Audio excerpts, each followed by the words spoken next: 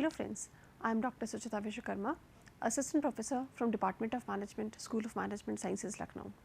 Welcome all of you to the series of lectures on supply chain and logistics management, and our topic of discussion of today is third party logistics, or what we all normally call as 3PL. Now, since we have discussed a lot about logistics, so I hope that you all remember very well that logistics is all about smooth and efficient movement of products from one place to another, and this process of logistics does include various other activities like packaging, warehousing, transportation, and all of them aims to smoothen up and increase the speed of movement, and also to provide a fast delivery to the customers, and also the damage and the cost should be reduced. So, today we are going to understand the few advancements in the concept of logistics, and for that we are going to talk about the different types of party logistics. And to start with, since our topic of discussion is the third party logistics, so before talking about the third party logistics, we would also talk about the 1PL or 2PL, that is the first party logistic and the second party logistics. So, let us understand 1PL or the first party logistics right now. As you all can see in this particular diagram, first party logistic, as it says that in this particular mode of logistics, the manufacturer himself is responsible for transporting and moving the goods from the point of production to the market. That means there is no other party other than the manufacturer, and obviously this is the customer. So, we are not considering the customer as the participant of supply chain right now. We are only considering all those people who are helping in movement. So, over here, as you can see, it is only the manufacturer who is directly responsible for transfer of goods, and hence there is only one party, one organization which is involved, and so we are saying it as one party logistic. Now, over here, this kind of concept is basically used by small organizations who are aiming to focus or cater the needs of a small geographical area, and for them only it is possible to directly transport all the finished goods from their place to the market, because they in that case would be responsible for owning all the assets like the warehouse, and or it could be the transportation mode as well. But as the size of the demand increases, or as the scale of production increases, it becomes not feasible and possible for the manufacturer to directly transfer all the goods by himself, and so there is requirement of few more people, and there hence by comes the concept of two party logistics or second party logistic. So, as you can see in this diagram, second party logistic basically has two members, that means the manufacturer and the transporter. As I said that in second party logistics, this particular concept of second party logistic is usually used by those companies who have a considerable amount of production and are catering to a bigger geographical area in comparison to the first party in comparison to the previous one. And so, it is not possible for them to transport all the goods by themselves, and so there are requirements of transporters. So, that means obviously the manufacturer in case of second party logistics could be managing the inbound logistics by its own, but may or may not have their own warehouse also. But then for transportation services, they are outsourcing the transportation services to other person, and that is why, since there are two parties, that is the manufacturer and the transporter, and hence why we are calling it the second party logistics. But again, as you see, the problem in both these cases are that both these kind of logistics cannot fulfill the purposes of bigger organizations who are producing in larger amount, or those companies who are catering to bigger geographical area. For example, if a company is targeting to cater to the needs and demands of the entire country, for example of India itself, then probably transporting only having assistance of transportation services will not be sufficient enough, and hence comes the concept of third party logistics. So, as from the diagram itself you can see that business is what is called manufacture. So, manufacture is having a tie up or you can say is outsourcing the complete logistics process, and for this outsourcing of logistics they are having tie up with two organizations, one for logistics provider and second is the transporter or the couriers. And this logistic provider is basically providing the business with the assistance of warehousing, packaging, inventory management or any other kind of things. So, since there are involvement of three parties, hence why this is called third party logistics or 3PL as well. So, let us understand it in more details further. A three party logistic is a specialist company that provides a range of distribution, storage, transportation and fulfillment services to the customer. The customer outsources these types of operations. Over here students, when I am talking about the customer, I am basically not talking about the end term customer, but we are treating the manufacturer as a customer who is basically taking the services from the third party logistic provider.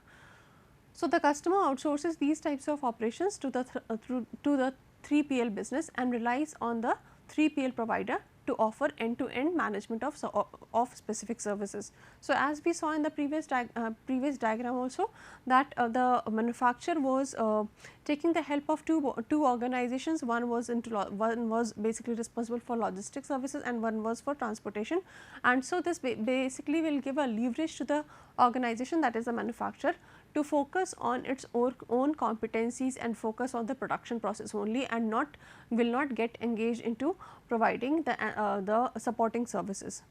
So, third party logistics is the function by which the owner of the goods, that is the client company, outsources various elements of supply chain to one 3PL company that can perform the management functions of clients' inbound freight, customs, warehousing, order fulfillment, distribution, outbound freight to the client customers. So, that means the third party logistic provider company provides lot of assistance to the client organization and helps them in providing a complete logistic services. So, let us also understand that why was the reason of what was the background or the reason which led to the evolution of 3PL concept. So, 3PL concept basically, as I shared with you all earlier also, with the increase of the size of organizations, with the increase of demand, there were a lot of challenges that the companies were not able to manage all the activities by themselves, and there was a requirement of support, and this basically led to the evolution of 3PL. So, 3PL was legally defined by HR 4040 on August 14th, 2008. However, its beginning has been traced from 70s and 80s in the last century itself.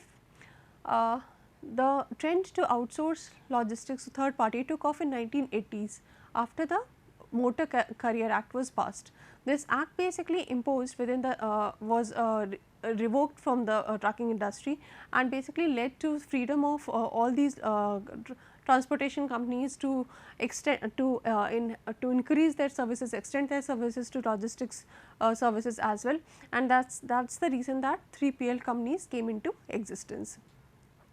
And as the new markets appeared across the globe in 1990s with coming of technology, with the concept of globalization across the world and all these things, then the companies further increased in size, and then obviously the demand also increased, and that also led to the coming up of or evolution of 3PL organization. However, after 2000 that means from 2001, 2 and all, with coming of internet services, with coming of so much of e-commerce channel, again this led to increase of 3PL services, and many of the companies nowadays are actually relying on 3PL and 4PL services only, and they are restricting themselves from providing the transportation services, because that not only leads incurs lot of cost, but also it consumes lot of time which they otherwise can invest into their own core activities. So, let us also understand about the characteristics of 3PL. 3PL organizations are basically concerned with management of inbound and outbound transportation of their client. So, they are those organizations which help the company do the procurement process also, and helps in the distribution of the finished goods also to their customers, that means to the distributors, retailers, etc. Then 3PL organizations also manage the warehouses. So, basically this gives a lot of flexibility to the client organization, because the client organization can increase and decrease the production according to the demand, and accordingly the warehousing needs will be also managed by the 3PL organization. So, this helps helps the client organization to reduce on their regular cost, and also have a leverage of the flexibility. Then the third characteristic of 3PL is that the 3PL organizations usually own or lease warehouse space which they provide to the clients. So, since 3PL organizations are basically concerned with providing all the logistic services, which includes the warehousing also. So, most of the times they are owning the organization or having it leased. So, they have a complete control on the warehouse, and they can provide the warehousing services to their various customers or the clients. Then the next characteristic is that they do not own the fleet of trucks, but contract their couriers for freight and shipping.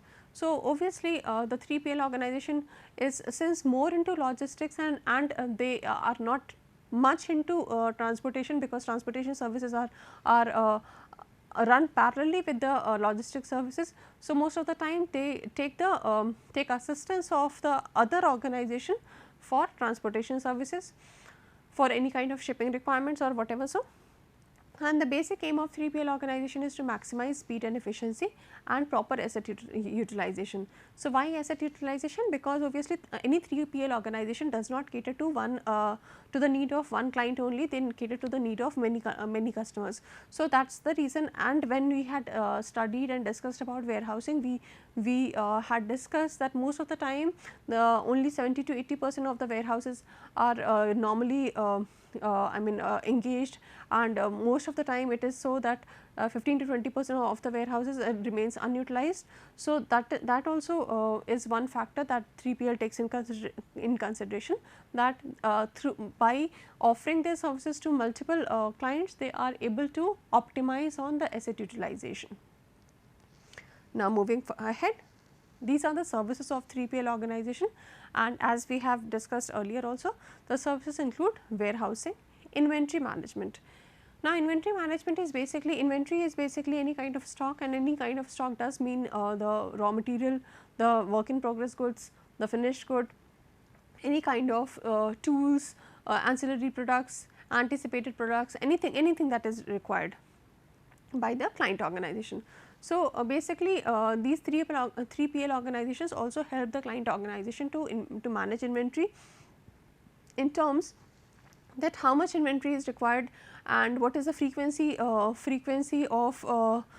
what should be the frequency of order, and what should be the lot size, and deciding on all these factors is very intricate and very important for any company to smoothly run the complete production process.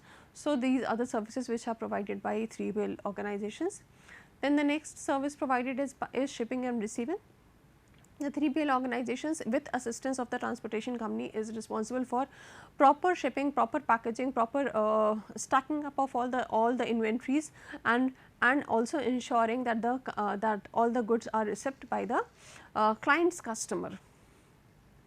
Then they are also responsible for providing FTL and LTL freight services. There may be times that the client is not required to ship the entire the full truckload.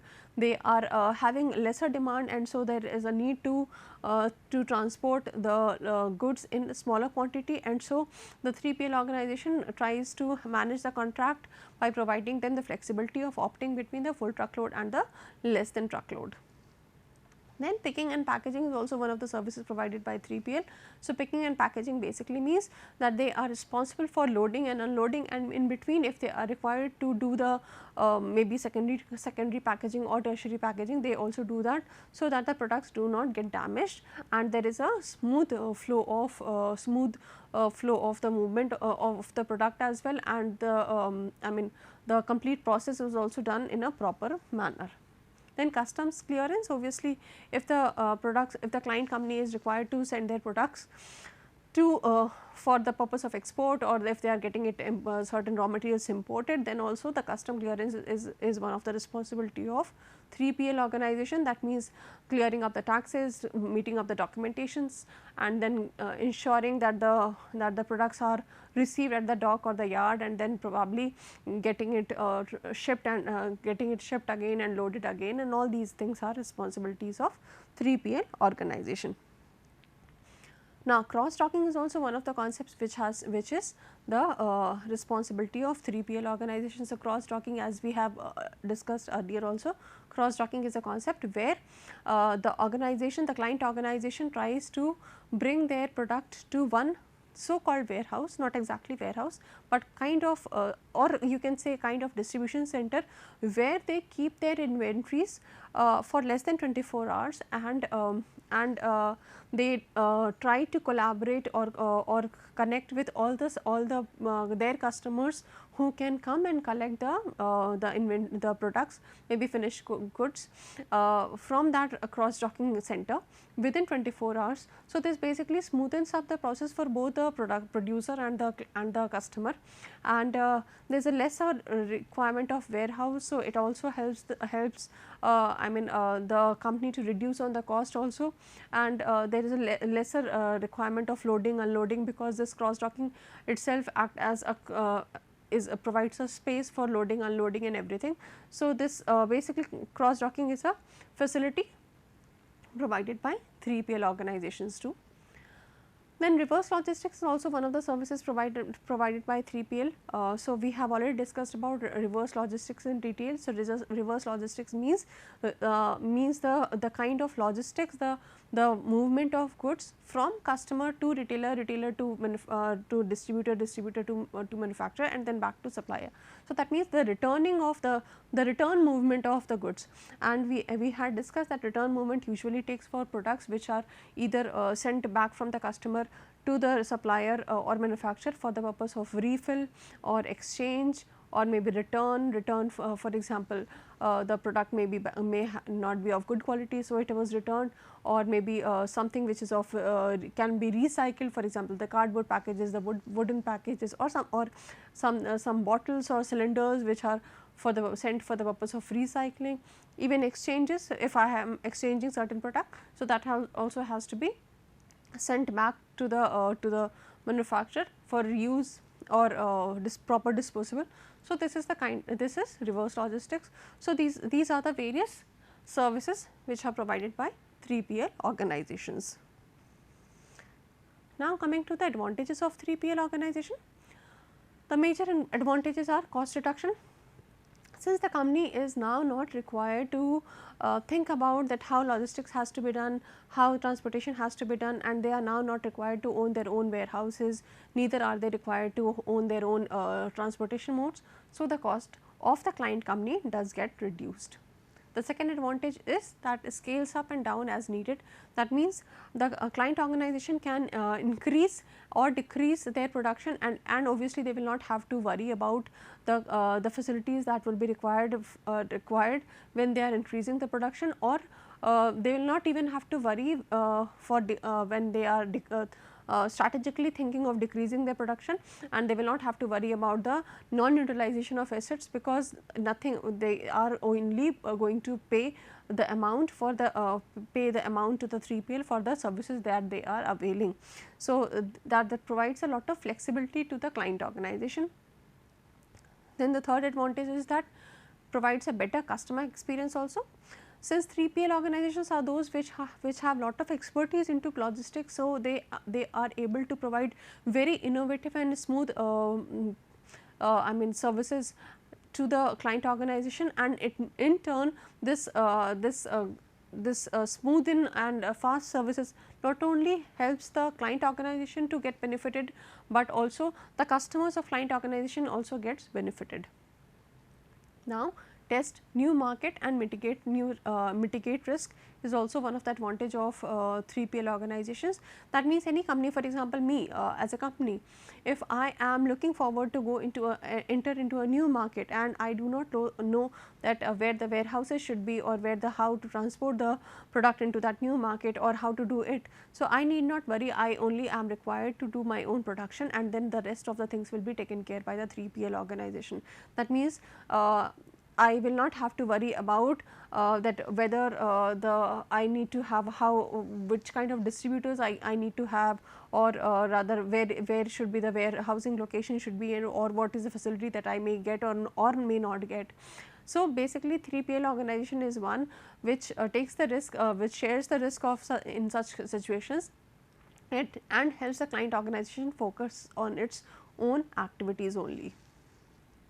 The next advantage of 3PL being that it gains instant expertise and knowledge. I mean, the client organization is not required to have a detailed and expertise or knowledge of the supporting services. They can work very effectively by focusing on their own core areas only.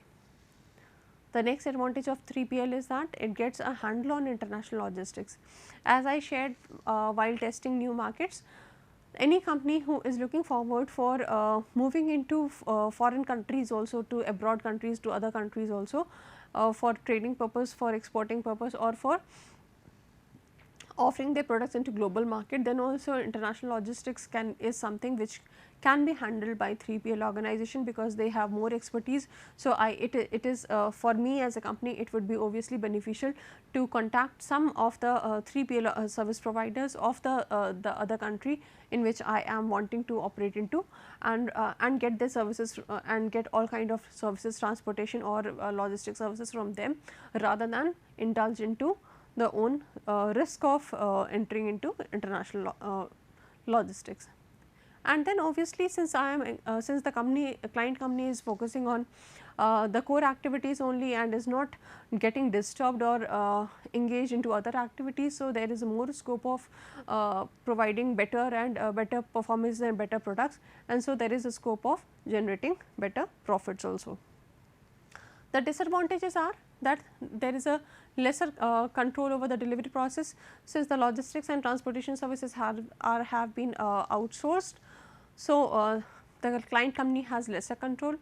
Larger upfront investment may be required, because I need to get in contact, or for the client, the services that I am availing from the 3PL organization. For that, obviously a larger payment has to, there may be a requirement of paying in a larger quantity, and then dependency on provider.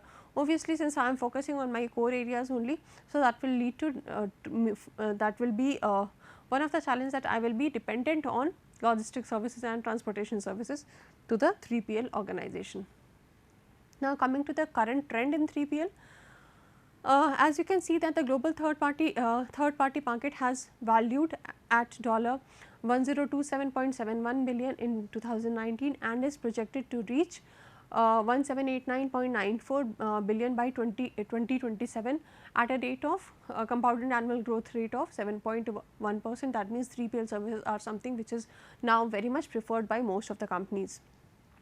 The rise of robotics and explosion of e-commerce is also coupled with the recent labor shortage, has also led to the deployment of 3PL services by most of the countries, most of the companies. Then the 2020-24 annual third party logistics study has also showed that 94% of the shippers believe analytics is very helpful in the logistic analytics is very helpful in providing a smooth and efficient supply chain, and the 3PL has become more green after 2020 with coming of lot of governmental regulations regarding the green supply chain concept. So, third party logistics are also converting them to more green practices. Now, talking about the types of 3PL, there are various types of 3PL. We will be obviously discussing few of them. The first being the forward based third party logistics. In this, the 3PL services are independent middlemen with forwarding roles, and they do not own the asset that provide a wide range of logistic services. I have also mentioned certain examples for your reference. Then financial based third party logistics, these basically provide freight payment and auditing, cost accounting and control, monitoring of books, tracking, tracing and managing inventory, and the examples are again mentioned over here with class information system, CTC, GE information services, etc. The next type is information based firms, third party logistics services. These have significantly grown and developed in the category of internet based organizations and business to business electronic market for transportation and logistics services, and the few examples are Transplace, Nesto, Freight Code, etc. The other types include the transportation based third party logistics, in which the services are extended beyond transportation after a comprehensive set of logistic offerings. Then the warehouse distribution based third party logistics. In this, the third party logistics services are basically have expertise in warehousing and distribution services. Then coming to the shipper or management based third party logistics, which are more focused in providing the shipment process and provides the technology also for transport management.